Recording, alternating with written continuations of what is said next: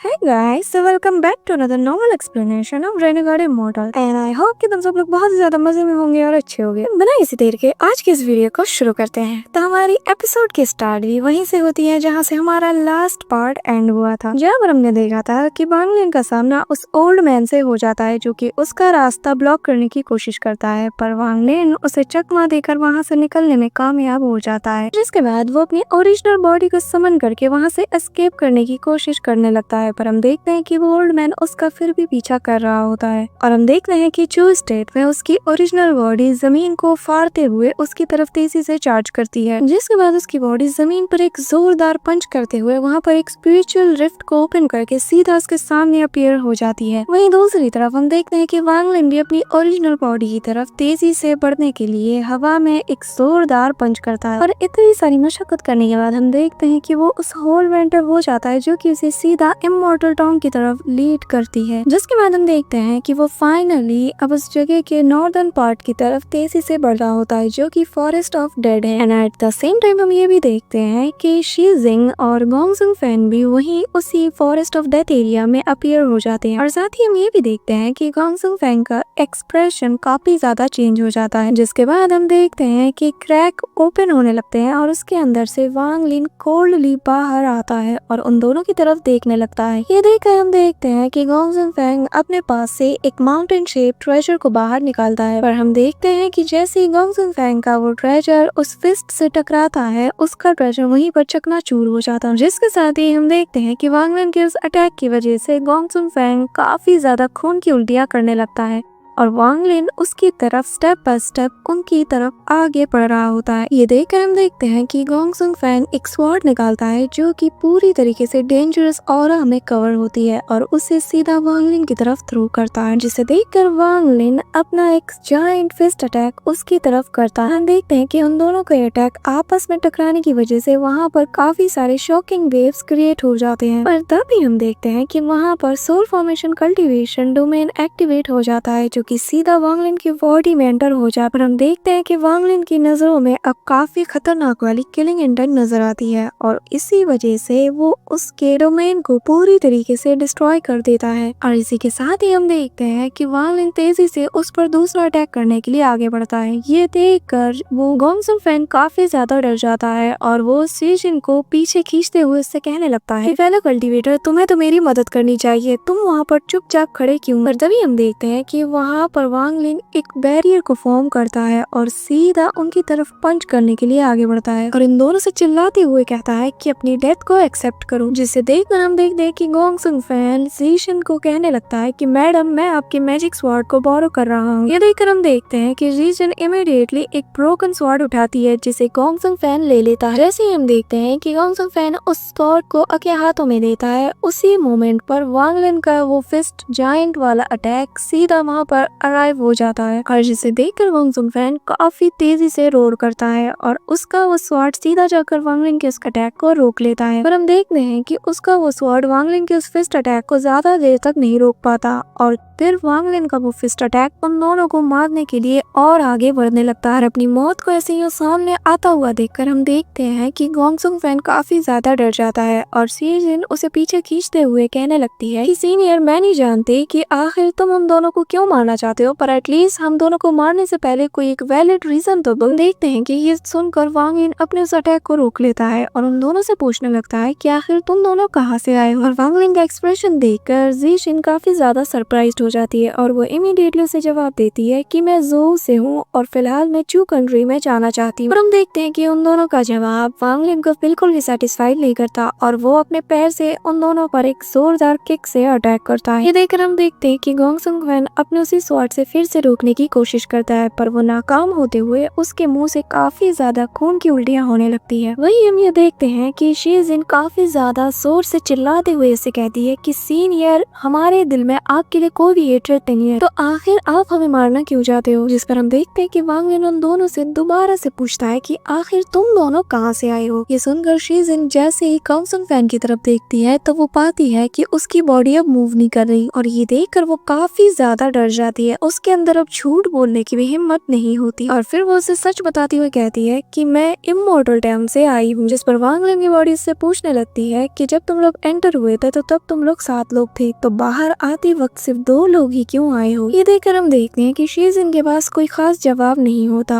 और ये देखकर वांग लिन जैसे ही उसकी जान लेने वाला होता है उसकी नजर गोंगसुन की तरफ जाती है और गोंगसुन की अधमरी बॉडी अचानक से उस 5 लीफ टैटू की वजह से रिकवर होना स्टार्ट कर देती है। ये देखकर वांग लिन समझ जाता है कि आखिर ये 2 कैसे वहाँ पर सरवाइव कर पाए हैं और जिसके बाद वो जैसे ही गोंगसुन फैन को जान से मारने के लिए आगे बढ़ता है हम देखते हैं कि शीजिन उसके सामने आ जाती है और वो उससे कहने लगती है कि सीनियर, अगर आपको किसी की जान लेना ही है तो प्लीज आप मेरी जान ले लो। जिस पर हम देखते हैं कि गोंगसुन फैन की बॉडी खड़ी होकर उससे कहने लगती है कि अगर तुम्हें जान ही लेना है तो तुम मेरी ले लो, क्योंकि मैं तो बस किसी का पपेट हूँ और मुझे खुशी होगी कि अगर तुम मेरी जान ले लोगे, पर प्लीज हमारी लेडी को यहाँ से जाने दो, वो तो शुरू से ही इसके खिलाफ थी। ये देखकर हम देखते हैं कि वांग लिन उन दोनों को लेकर उसे इमॉर्टल टाउन के अंदर एंटर हो जाता है, जिसके साथ ही हम देखते हैं कि वांग लिन अपने खून के 2 कतरे उन दोनों के फोरहेड पर गिराता है और फिर वो वहाँ पर एक स्पिरिचुअल क्रैक ओपन करके उन दोनों को उसमें फेंक देता है और कहता है कि जाओ और जाकर वांग लिन को ढूंढो, अगर तुमने इसे ढूंढ लिया तो मैं तुम लोगों को जाने दूंगा। इसके बाद वो वहाँ पर बैठ जाता है एज अ गाइड के तौर पर। इसके बाद हम देखते हैं कि वांग लिन जो कि उस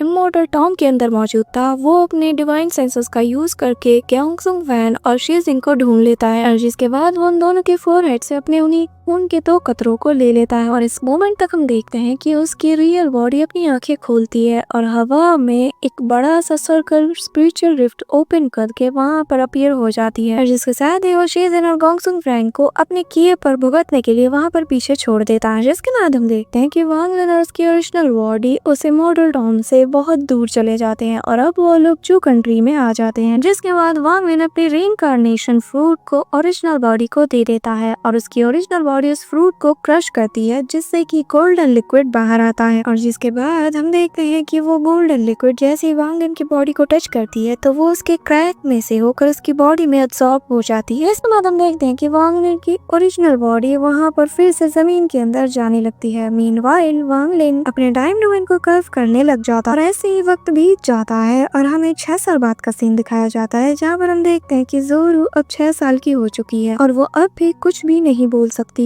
ये देखकर उसके माँ बाप काफी ज्यादा परेशान हो जाते हैं और इसी दिन हम देखते हैं कि एक ओल्ड कल्टीवेटर वहाँ पर आता है और 6 साल और उससे कम उम्र के बच्चों को एक जगह जमा होने के लिए कहता है। हम देखते हैं कि हमारी नन्ही जोरू भी अपनी मॉम के साथ वहाँ पर आ जाती है और वो काफी ज्यादा डरी होती है। उसकी माँ अपने हस्बैंड से कहती है कि जोरू अभी काफी ज्यादा छोटी है, हमें शायद ये छोड़ देना चाहिए, पर देखते हैं कि उसका हस्बैंड उससे कहता है कि अगर जोरू चुन ली जाती है तो ये चीज उसके फ्यूचर के लिए काफी ज्यादा अच्छा होगा। इसके बाद हम देखते हैं कि वो ओल्ड मैन वहाँ मौजूद सभी बच्चों के अंदर स्पिरिचुअल एनर्जीज को चेक कर रहा होता है और जैसे ही वो जोरू के सामने आता है उसका फेस काफी ज्यादा जॉयफुल लग रहा होता है और वो कह उठता है कि ये लड़की तो बहुत ही ज्यादा कमाल की है, इसके सारे मेंडेरियंस अभी से ओपन है और इसके एनर्जी का ऑरा अभी से पर्पल है। और जिसके बाद वो सारे गाँव वालों से कहने लगता है कि मैं इस बच्ची को एक्सेप्ट करता हूँ। ये देखकर हम देखते हैं कि हमारी नन्ही जोरू काफी ज्यादा डर जाती है और उसकी माँ अपने हस्बैंड से कहती है कि शायद हमें अपनी बच्ची को नहीं भेजना चाहिए। ये सुनकर हम देखते हैं कि उसका हस्बैंड उस ओल्ड मैन से कहता है कि माफ कीजिएगा, जिस पर वो ओल्ड मैन उन दोनों को पीछे हटने का इशारा करते हुए कहता है कि अगर बोल नहीं सकती तो क्या हुआ, मुझे इसमें कोई प्रॉब्लम नहीं। और जिसके बाद वो जोरू को जबरदस्ती पकड़ता है और कहता है कि चलो अब मेरे साथ चलो। ये देखकर हम देखते हैं कि जोरू काफी ज्यादा डर जाती है, उसका चेहरा बिल्कुल मुरझा जाता है और वो रोने लग जाती है। ये देखकर हम देखते हैं कि जोरू का फादर उसे छुड़ाने के लिए जैसे ही आगे बढ़ता है वो ओल्ड मैन उससे कहने लगता है कि हमारे मामले में दखल मत दो, ये सब कुछ तुम्हारे बच्चे की भलाई के लिए ही हो रहा है। हम देखते हैं कि वहाँ मौजूद सारे विलेजर्स जोरू के माँ बाप को समझाने लगते हैं और जैसे ही वो ओल्ड मैन जोरू को लेकर वहाँ से निकल रहा होता है हमारी नन्ही जोरू काफी ज्यादा पैनिक कर जाती है और तेजी के साथ जोर जोर से चिल्लाने लगती है और रोते हुए अपने माँ बाप को बुलाती है। देखते हैं कि उसकी माँ उसे रोकने की काफी ज्यादा कोशिश करती है पर उसका हस्बैंड उसे रोकते हुए कहता है कि ये हमारे बच्चे की भलाई के लिए है। जिसके बाद हमें कुछ देर बाद का सीन दिखाया जाता है जहाँ पर हम देखते हैं कि वो ओल्ड मैन अपना सामान जोरू को पकड़वा देता है पर वो इतनी ज्यादा छोटी होती है कि वो उस सामान को गिरा देती है। ये देखकर वो ओल्ड मैन उसे सबक सिखाने के लिए आगे बढ़ता है पर लकीली तभी वहाँ पर वांग लिन की एंट्री हो जाती है और ये देखकर वो ओल्ड मैन काफी ज्यादा घबरा जाता है और वांग लिन ने बस अपना हाथ हवा में वेव ही किया होता है कि वो ओल्ड मैन डर के मारे वहाँ से भाग जाता है। और वांग लिन को वहाँ पर देखकर हम देखते हैं कि जोन के चेहरे पर जो अब तक पैनिक नजर आ रहा था वो पूरी तरीके से डिसअपियर हो जाता है और वो कंफ्यूजन के साथ उसे देख रही होती है। जिसके बाद वांग लिन उसे लेते हुए वहाँ से काफी दूर चला जाता है और एक जगह पर जाता है जहाँ पर एक छोटा सा घर होता है और जिसके बाद वो जोरू से कहता है कि घबराओ मत, आज से ये हमारा घर है। जिसके बाद हम देखते हैं कि ऐसे ही वक्त धीरे धीरे गुजरने लगता है और हमारी छोटी सी नन्ही सी प्यारी सी जोरू वांग लिन को हर जगह फॉलो करती है। एक दिन की जब वांग लिन बैठकर कल्टीवेशन कर रहा होता है तो वो उसके सामने जाकर चुपचाप बैठ जाती है और जब रात का वक्त हो जाता है और जब जोरू सोती है तो हम देखते हैं कि वांग लिन उसके सिर के पास आकर खड़ा हो जाता है और उसे ही देखता रहता है। जिसके बाद सुबह हो जाती है और हम देखते हैं कि हमारा वांग लिन पहली बार नन्ही जोरू के लिए खाना बनाता है। देखते हैं कि जैसे जोरू की आँख खुलती है वो काफी ज्यादा डर जाती है और चिल्लाने लगती है क्योंकि उसने कल रात नाइटमेयर देखा था। और तब हम देखते हैं कि वांग लिन उसे 2 बेल्स देता है और कहता है कि जब भी तुम्हें मेरी जरूरत हो बस इन दोनों को बचाना, मैं तुम्हारे सामने तुम्हारी हेल्प के लिए हाजिर हो जाऊंगा। और इसी के साथ हम देखते हैं कि वक्त और ज्यादा गुजरने लगता है और वांग लिन अपनी नन्ही वानियर का ख्याल एक बाग की तरह रखता है। वो इसे स्पिरिचुअल वर्ल्ड और इस दुनिया के बारे में काफी चीजें सिखाता है और वांग लिन बीच बीच में जोरू को अपने पेरेंट्स से मिलवाने के लिए भी ले जाता है। और ऐसे ही कुछ वक्त गुजर जाता है और हम देखते हैं कि एक दिन जोरू की नजर एक रूम में जाती है जहाँ पर हमारी वानियर की बॉडी रखी हुई होती है और ये देखकर हम देखते हैं कि जोरू एक दिन उस लेडी के लिए खाना ले जाती है और उसे खिलाने की कोशिश करती है। और जब ये नजारा वांग लिन देखता है तो उसे समझ नहीं आता कि वो इस पर रोए या फिर हंसे क्योंकि आखिरकार जोरू अभी बहुत ही ज्यादा छोटी है। पर हम देखते हैं कि वांग लिन उसे कुछ नहीं कहता और उसके जो मन में आता है वो उसे करने देता है। और जोरू मन ही मन कंफ्यूज होती रहती है कि आखिर ये व्हाइट लेडी हमेशा बस सोती ही क्यों रहती है और खाना भी नहीं खाती। जिसके बाद हम देखते हैं कि लियो फैन नाम का एक बंदा जो कि mid stage soil formation cultivator होता है वो वहाँ पर इस कंट्री में आकर वांग लिन के बारे में पूछता है और जिसके बाद उसका सामना जैसे ही वांग लिन से होता है हम देखते हैं कि वो वांग लिन पर आइस क्रिस्टल से काफी सारे अटैक्स करता है। जिस पर हम देखते हैं कि वांग लिन अपने 2 बेल्स को निकालकर उसकी तरफ थ्रो करता है जो कि एक जायंट बेल में बदलकर वहां पर साउंड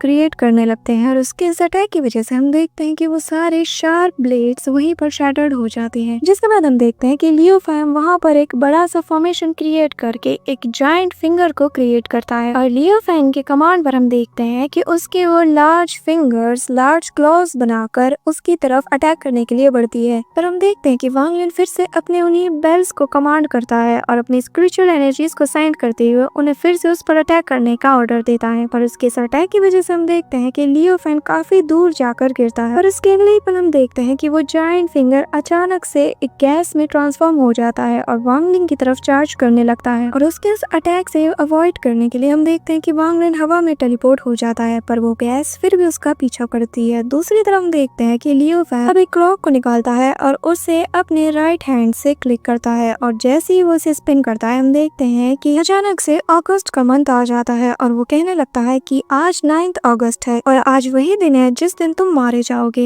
हम देखते हैं कि जैसे लियो फैन अपनी बात को खत्म करता है वो उस ब्रॉन्ज क्लॉक को हवा में उसकी तरफ थ्रो करता है जिसके साथ ही हम देखते हैं कि 2 गोल्डन क्लॉज सीधा वांग लिन की तरफ आगे बढ़ते हैं। ये देखकर वांग लिन अपने बेल्स का यूज करके उन्हें डॉज करने की कोशिश करता है पर हम देखते हैं कि वो इस काम में नाकाम हो जाता है और उसके बेल्स हवा में शैटर्ड हो जाते हैं। और हम देखते हैं कि उसी वक्त वांग लिन कह उठता है कि आर्मर और हम देखते हैं कि वो जो पीसेस जो कि इस बेल से शैटर्ड हुए थे वो अब एक सोनिक आर्मर का रूप लेकर वांग लिन की बॉडी को कवर कर लेते हैं। वहीं दूसरी तरफ हम देखते हैं कि वो ब्लैक गैस फिर से वांग लिन पर अटैक करने के लिए आगे बढ़ती है और इस बार वांग लिन उसे डॉज करने की कोशिश नहीं करता कि वो अपने आर्मर की ड्यूरेबिलिटी को टेस्ट करना चाहता है। और हम देखते हैं कि बिल्कुल ऐसा ही होता है। जैसे ही वो गैस और वो जायंट 2 फिंगर्स सीधा उसके आर्मर से टकराती है वो दोनों इमीडिएटली वहां पर डिस्ट्रॉय हो जाती हैं। बट एट दिस मोमेंट हम देखते हैं कि वो गोल्डन क्लॉ वापस से वांग लिन पर अटैक करने के लिए आगे बढ़ता है। ये देखकर वांग लिन अपनी सेलेस्टियल स्वॉर्ड से वहां पर एक स्लैश अटैक करता है जिससे हम देखते हैं कि वो पूरा का पूरा गोल्डन क्लॉ पूरी तरीके से डिस्ट्रॉय हो जाता है और उसके सेलेस्टियल स्वॉर्ड के स्लैश का इम्पैक्ट इतना ज्यादा होता है कि हम देखते हैं कि लियो फैंग के वो ब्रॉन्ज क्लॉक भी पूरी तरीके से डिस्ट्रॉय हो जाता है। और हम देखते हैं कि जैसे ही लियो फैंग को ये इम्पैक्ट फील होता है वो पूरी तरीके से खून की उल्टियां करना शुरू कर देता है और जिसके बाद वो वांग लिन से कहने लगता है कि मरने देखने के लिए तैयार हो जाओ। और इसी के साथ ही उस ब्रॉन्ज क्लब के अंदर से हम देखते हैं कि काफी पावरफुल रोर बाहर आती है, जिसके साथ ही वहाँ हवा में काफी सारे क्रैक्स ओपन होने लगते हैं और जिसके अंदर से हम देखते हैं कि एक ब्लैक ऑरा बाहर आती है। ये देखकर वांग लिन फिर से अपने सेलेस्टियल स्वॉर्ड से एक स्लैश अटैक करता है। हम देखते हैं कि उसे देखकर लू फेंग का वो जायंट आर्म एक ब्लैक गैस से बनी हुई शील्ड को बना लेता है ताकि वो उसके अटैक को ब्लॉक कर सके, पर वो इमीडिएटली वहीं पर शैटर्ड हो जाता है और वो काफी ज्यादा बुरी तरीके से इंजर्ड हो जाता है। हम देखते हैं कि जैसे ही उसे वो अटैक हिट होता है, एक लार्ज अमाउंट में ब्लैक गैस उस वांड में से बाहर आती है और आकर एक पर्सन का रूप ले लेती है जो कि बिल्कुल सेतुनन जैसा दिखता है। इनफैक्ट हमें यहाँ पता चलता है कि ये सेतुनन असली वाला सेतुनन नहीं है, बल्कि सेतुनन का आर्म किसी के द्वारा सैक्रिफाइस किया गया था और इसी वजह से हमें इस वक्त सेतुनन के डिजायर का ग्लिमर दिखाई दे रहा है। और जब वांग लिन अपने सामने सेतुनन को पाता है, उसका फेस काफी ज्यादा शॉक रिएक्शन देता है। हाउएवर हमने ये भी देखते हैं कि इस पर यकीन करना और पूछना कि आखिर ये कौन था, ये दोनों ही काफी ज्यादा मुश्किल है। पर हम देखते हैं कि वहाँ पर वो जो फिगर अपीयर हुआ था वो कहने लगता है कि मेरा नाम सेतुनन है। हम देखते हैं कि ये सुनने के बाद वांग लिन काफी ज्यादा शॉक्ड हो जाता है और तभी अचानक से सेतुनन वांग लिन की तरफ तेजी से चार्ज करने लगता है और वांग लिन के आसपास अपनी कोल्ड ऑरा से उसे कवर कर लेता है। हम देखते हैं कि वांग लिन इस कोल्ड ऑरा से काफी ज्यादा फेमिलियर था। वो इमीडिएटली अपने अंडरवर्ल्ड आइस ब्लू फ्लेम को बाहर निकालता है और जैसे ही वो ब्लू फायर अपीयर होता है, हम देखते हैं कि वो कोल्ड एनर्जी जो कि उसके आसपास थी वो पूरी तरीके से डिसअपीयर हो जाती है। इवन कि वो कोल्ड एनर्जी तो उस ब्लू फ्लेम के द्वारा अब्सॉर्ब कर ली जाती है। ये देखकर सेतुनन काफी ज्यादा शॉक्ड हो जाता है और कहने लगता है कि अच्छा तो ये अंडरवर्ल्ड आइस फ्लेम है। इवन की जो दाओ अंडरवर्ल्ड का है जिसे मैंने पीछे छोड़ा था एज अ डिसाइपल, वो भी इतने प्योर तरीके से इसे कल्टीवेट नहीं कर सकता और इसके डिजायर वांग लिन को जान से मारने की पहले से काफी ज्यादा स्ट्रॉन्ग होने लगती है। So that's it for today guys. I hope कि तुम सबको आज की वीडियो काफी ज्यादा पसंद आई होगी। अगर हाँ तो वीडियो को लाइक करना और चैनल बनाए हो तो सब्सक्राइब करना, और तुम अगर चाहो तो मुझे इंस्टाग्राम पे फॉलो कर सकते हो, लिंक मैंने डिस्क्रिप्शन में दिया हुआ है। तो मिलते हैं नेक्स्ट वीडियो में, तब तक के लिए बाय।